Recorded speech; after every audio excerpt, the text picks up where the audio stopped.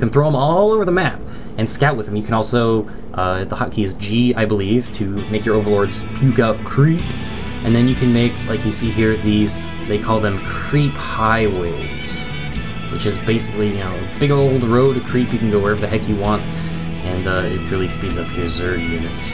Look at this big old Muta army right here. I think I scouted that. Yeah, and I'm moving my battle cruisers to go demolish them. And of course, they both have high yield expansions up. That's a terrible thing for us to let happen, but at this point, I held off all those rushes. Well, I didn't. My Vikings were crap, but they held off all those rushes up to the north, and I switched to battle cruisers, and I see this Mutalisk going down here, so I suspect something fishy, and I'm gonna move him down. My battle cruiser. I'm gonna eventually move him down and see those Mutas. Anyway, Zerg tips. I've seen a lot of the pro players use 2 queens instead of 1. 2 bonuses to this. 1, you have all the freaking energy you need for spawn larva, and 2, transfusion.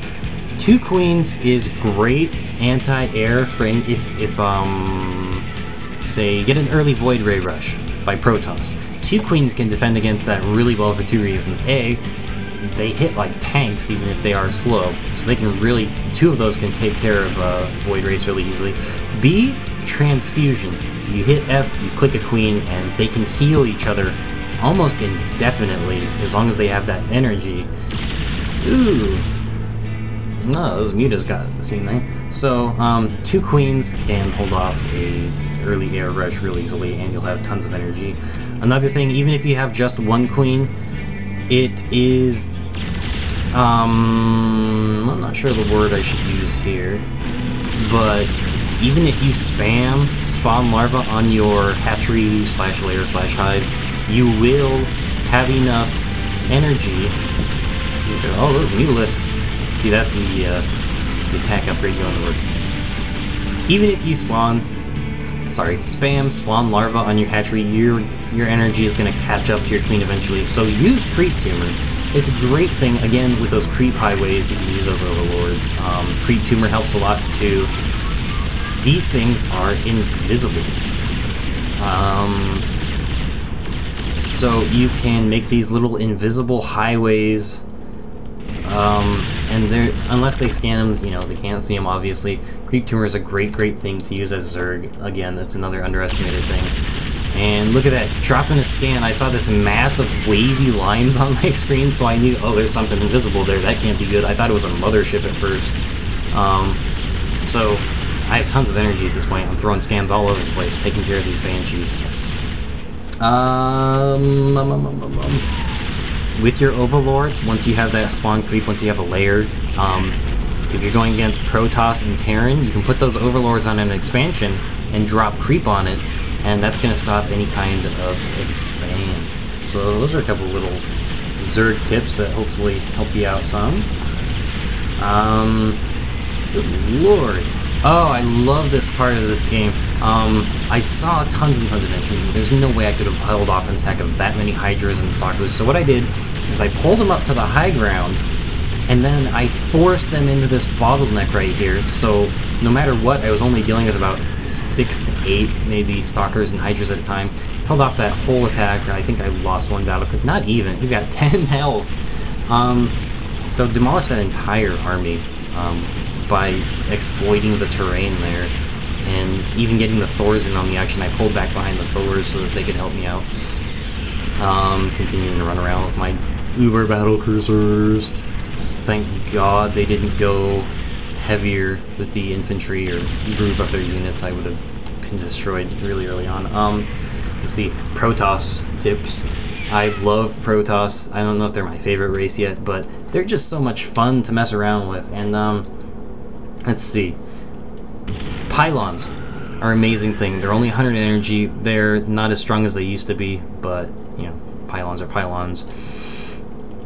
If you're scouting and you see or if you even suspect that he might be doing a fast expand, you can drop a pylon down at his closest expansion, and that's going to do one of things. He's either going to have to put down an expansion somewhere else, which is extremely dangerous and an incredibly bad idea, but they can expand somewhere else away from their base, and then you can just rush that expansion and hold it off. Or, you know, you just delay the expansion, and eventually he'll take the pylon down.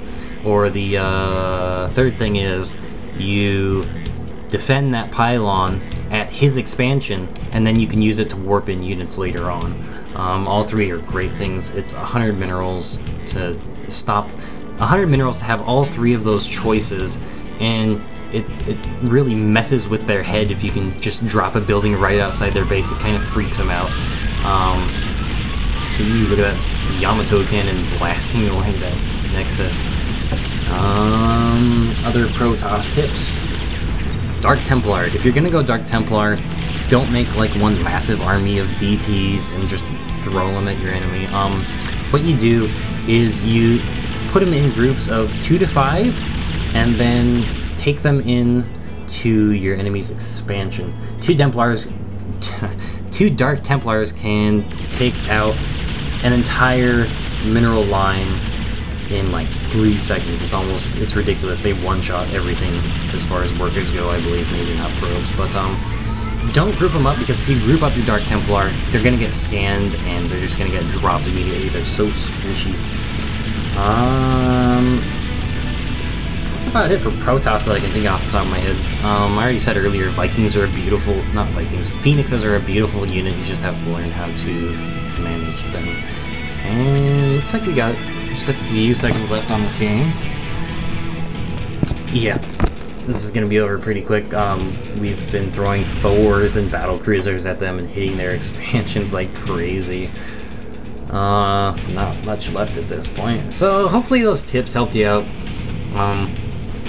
God, I'm going to sound like a broken record by the end of this. Play with your builds. Do what you like and do what you enjoy, but make sure you do it well. There's not much else I can say about that. Look at these battle cruisers. I stick them on the high ground. As far as I can tell, the Hydras don't even see them there. And again, just demolishing these groups of enemies. And look, Teal even has some SCVs following my battle cruisers with their auto heal button, so they're going to heal up anything that I have broken. Another guy leaving the game. Let's see. Play with your builds and get good at them. Once you master that, you'll master StarCraft too. If you watch pros like the little one, he does all kinds of crazy unorthodox stuff, but he's really good at it. He's really good at it. That's why he's a pro, is because he does stuff like defensive nukes, which nobody ever expects, and you know, siege tank drops and crazy stuff like that. So whatever you like doing, get really good at it, and then you should be able to hold off almost any attack, unless you're going like a Zergling rush against anti-air or something stupid like that. But, you know, like I said earlier, you can easily go from Zerglings into Mutalisks. So thanks for watching. Hopefully you guys learned some stuff, and I'll see you... I'm not Husky. I'll see you next time.